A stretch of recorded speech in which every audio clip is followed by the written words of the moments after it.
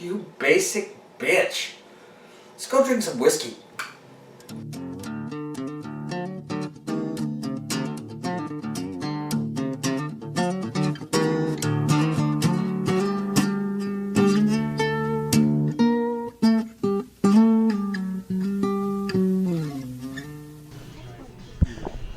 Hey everybody, before we start this episode, since Heritage Distilling is the focused distillery of the month of October, he has a special deal for all of you viewers. So for viewers of Nerds Drink Whiskey, I'd like to invite you all into the tasting room in Gig Harbor and give free tastings through the month of October until October 30th. Just mention Nerds Drink Whiskey and that you saw this podcast, and come on down. All right. So, free tasting at the Heritage Distillery.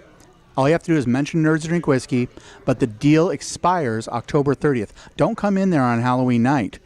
You got to do it before Halloween. That's your deadline. Now on with the episode. All right, hey everybody, Nerds Drink Whiskey. So, both Ed and Jeff had other plans that could not be broken. So I brought Peter in here. And I think you're going to see Peter a lot more in the future, just because we do these. We shoot our show at Pints and Quarts and Lacey on the last Saturday of every month, and Peter's always here for that. So why not just make him a regular part of the cast? So we're going to have some of you viewers who have been watching the podcast for a while might have a little bit of deja vu, because this month we are going to be featuring Heritage Distilling. We never made it out to their distillery, but because we're lazy, so they decided to hunt us down and come to us. So they're actually the featured distillery for Pints and Quarts monthly tastings. So anyways, I don't know. Before tonight, how much had you experienced Heritage? So with the Heritage brands, I've already had the Batch 12, which is one of their staple brands. The brown sugar bourbon I've tried, and I believe I've had the Elk Rider before, but I'm always open to new stuff, and they've got plenty of bottles here to share with us, so we'll see what we got today. Yeah. Okay. So I think we've already done the double barrel, and we've already done the Elk Rider blended, so that leaves 4 more. So we're going to pretty much do those 4, and I don't know, why don't we ask this guy, what are we going to start with? We're going to start with the Elk Rider Bourbon today. It is a traditional bourbon. It actually won gold medal in New York at the Artisan Craft Distilling Institute Awards last year, and then this year it won silver in San Diego. So we're going to start with that. It is our kind of our flagship bourbon whiskey. We'll try this one first here. Are you ready? So while he's pouring this, let me explain. You may have seen us do kind of a quick tasting of this at the South Sound Distillers gathering a few months ago. But the problem with those gatherings is you get such a small sample that you don't really get to taste it. And you don't really get to take your time with it. It's noisy. It's obnoxious. So we do quick reviews there, but this is going to be a little bit more of an in-depth review. So this is the Elk Rider, or not Elk, is it? Yeah, Elk Rider Bourbon.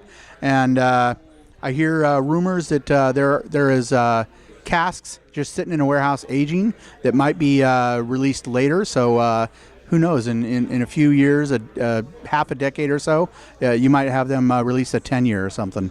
So, but here it is. This is their Elk Rider Bourbon from Heritage Distilling.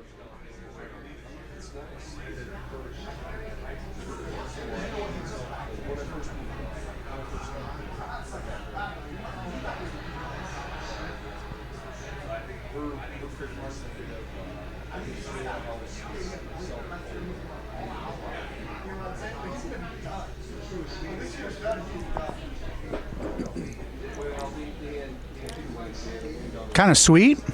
It's got a good finish without being overpowering, and it's got a very gentle mouthfeel, I think.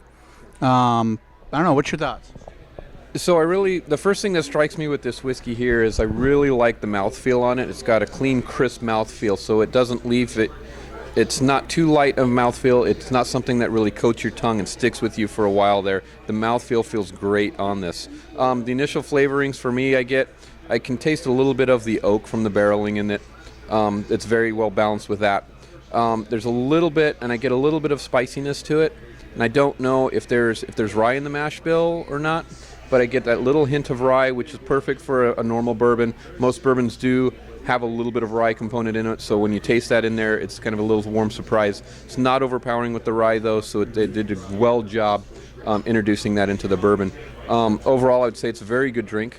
A little warming on the back end, but most whiskeys, there's a lot of them that are warming on the back end, so I don't mind that at all. But yeah, it's very good. It's warm without being a burn.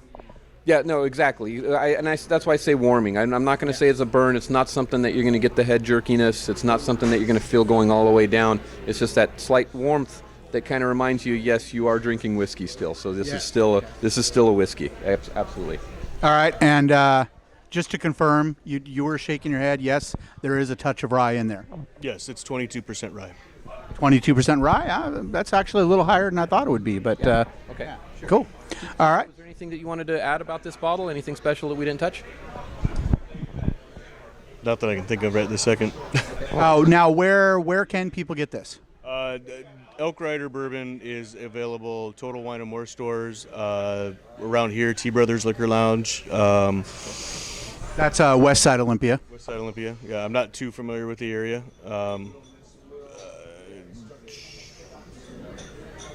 Yeah. Okay. Or they can actually go to our website, heritagedistilling.com, and we can ship it right to your door.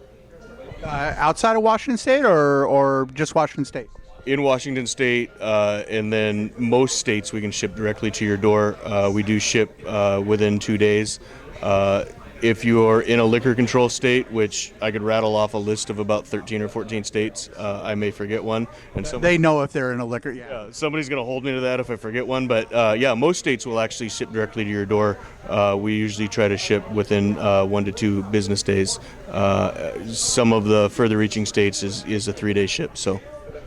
All right. So now, before we go and close out on this episode, I want to ask you guys all to send video. If you watched last episode, we had a really cool episode where we had a bunch of people talk about their opinion on no age statement. By the way, what's the age on that? 2 years.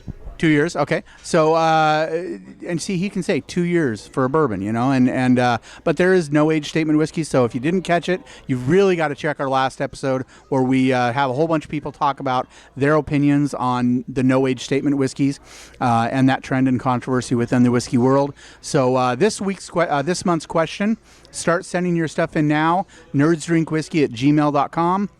Or just post it in a reply on our Facebook page. But this one is, what's your thoughts on flavored whiskeys? We're getting into the holiday season. There's going to be a lot of cinnamon whiskeys, a lot of candy cane, this and that, and you know, it is pumpkin spice month. So I hope you guys all enjoyed that skit we did before as the intro. But yeah, we're getting into the season of flavored whiskeys. So why don't you post your thoughts on flavored whiskeys? Is it always bad? Is it sometimes good? Is it always good? What makes a good flavored whiskey? Post your thoughts and send them in, and that'll be the last episode of the month. So see you next week.